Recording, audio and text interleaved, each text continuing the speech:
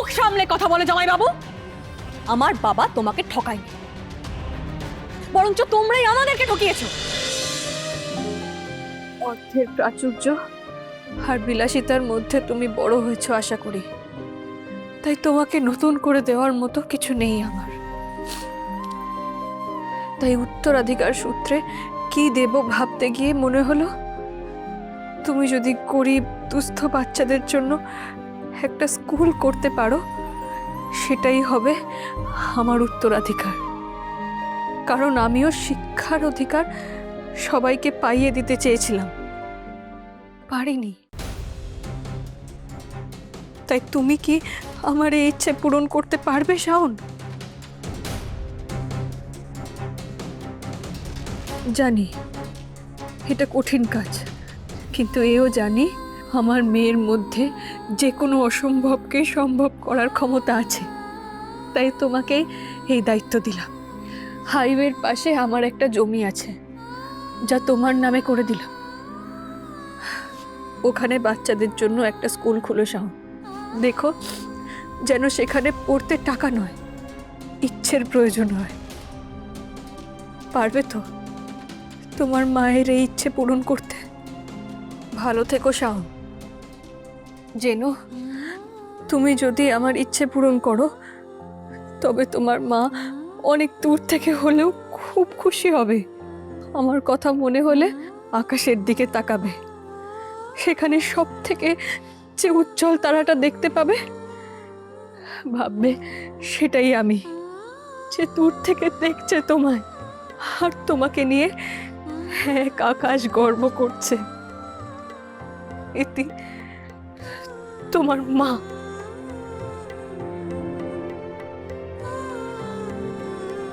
মা কেন এত দূরে চলে গেল আমার থেকে?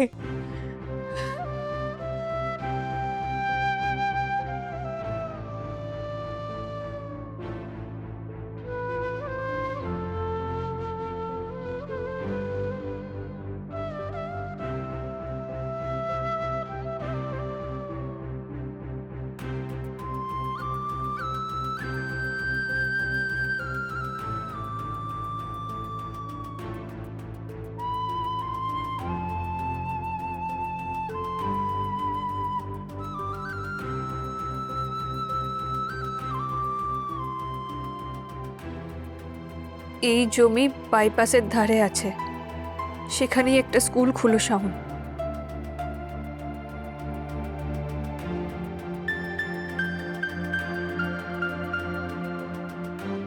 এক সেকেন্ড, বাইপাসের ধারের একটা জমি তো বাবা রায়মাদির বিয়ের সময় ওর শ্বশুর বাড়ির দাবি মেটাতে দিয়ে দিয়েছিল। এবার ওটা ফেরত পাবো কি করে?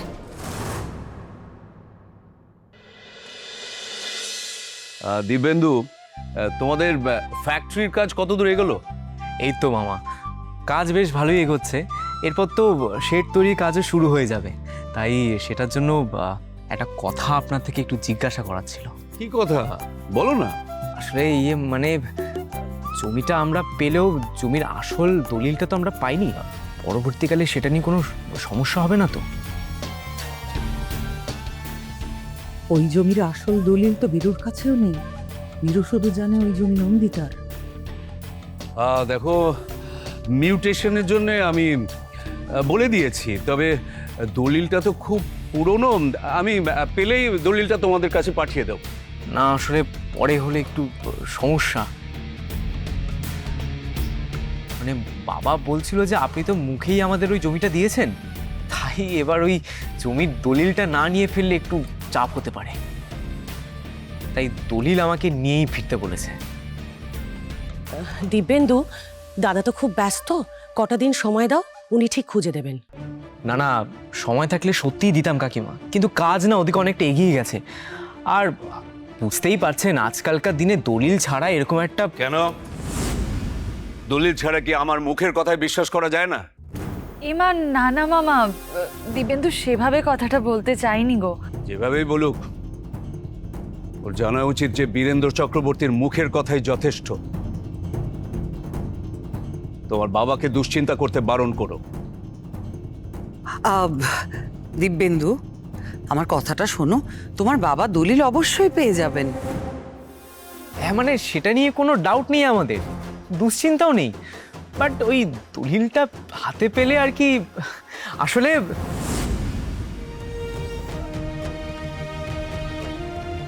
এই জমির দলিল আমার মা আমার জন্য দিয়ে গেছে, এইটা আমার চাই।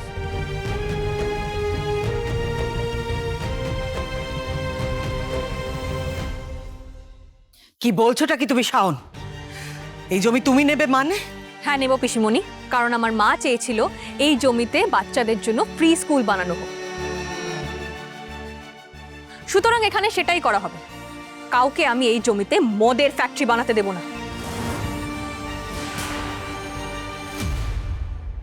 শাওন, এই কথা তোমাকে কে বলেছে? ওই জমিতে মদের কারখানা তৈরি হবে? সত্যি? কি সমস্ত আজে বাজে কথা বলছো বলো তো তুমি? বড়রা কথা বলছে, তার মধ্যে এসে কেন এসব ঝামেলা করছো তুমি? না জেনে শুনে কেন কথা বলছো তুমি?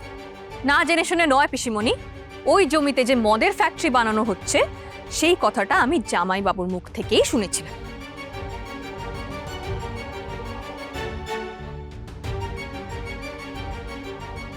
হ্যাঁ, আর কয়েকদিনের মধ্যেই ওই মদের ফ্যাক্টরি শেডের কাজটা শুরু হয়ে যাবে বাবা। ওই জমিটা বাবা আমাদের সত্যিই খুব দরকার ছিল। জামাইবাবু কোন জমিতে মদের ফ্যাক্টরি বানানোর কথা বলছে?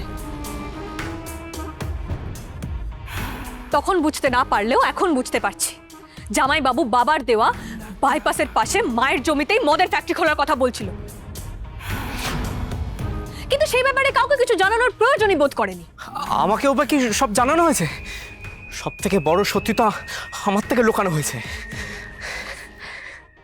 এখন বুঝতে পারছি মামা, কেন আপনি এই এই এই দলিল আমাকে দেখাতে চাইছিলেন না। তাহলে তো আমি জানতে পেরে যেতাম যে এই দলিলে স্পষ্ট লেখা আছে এই জমি শাওনের, আর আপনি জমির লোভ দেখিয়ে রাইমার সঙ্গে আমার বিয়ে দিয়েছেন। This is fraud. Dibyendu! Dibendu, মাথা ঠান্ডা করো। কার সামনে কি বলছো ভেবে দেখেছো? ঠিকই বলছি, সত্যি বলছি, যা বলছি ঠিক বলছি। আমি আপনার থেকে এটা এক্সপেক্ট করি না। আপনার মতো একজন রেপুটেড মিনিস্টার যে কাউকে ফলস প্রমিস করে ঠকাতে পারে, এটা আমার ধারণা ছিল না। মুখ সামলে কথা বলে জামাইবাবু, আমার বাবা তোমাকে ঠকায়নি, বরঞ্চ তোমরাই আমাদেরকে ঠকিয়েছো। কেমিক্যাল ফ্যাক্টরি বানানোর নাম করে মদের ফ্যাক্টরি বানাতে গেছো, এন্ড দ্যাটস আ ফ্রড। আর হ্যাঁ, জমিটা আমার মায়ের নামে, তাই বাবারও অধিকার ছিল এই জমিতে। তাছাড়া মায়ের এর ইচ্ছেপত্রের ব্যাপারে কেউ জানতোই না তখন। গতকাল আমার জন্মদিনে দিদুন যে উপহার দিয়েছিল সেখানেই মায়ের এই চিঠি আর এই দলিলটা ছিল। তা থেকেই আমি জানতে পারি মা এখানে একটা স্কুল করতে চেয়েছিল। কি কি বলে যাচ্ছ কি তুমি তখন থেকে শাওন? কোথায় তোমার মা? তার তো কোনো হদিশই নেই। সে বেঁচে আছে না মরে গেছে সেটাই আমরা কেউ জানি না। তোমার সেই ফেরার মায়ের ইচ্ছে পূরণের জন্য আমার জামাইকে যে জমিটা বিয়েতে উপহার দেওয়া হয়েছিল সেটা কেড়ে নেওয়ার কথা বলছো তুমি? আমি কারোর থেকে কিচ্ছু কাটছি না পিসিমণি, শুধু অনুরোধ করছি আমার মায়ের ইচ্ছে পূরণ করার জন্য যাতে ওই জমিটা আমাকে দিয়ে দেওয়া হয়।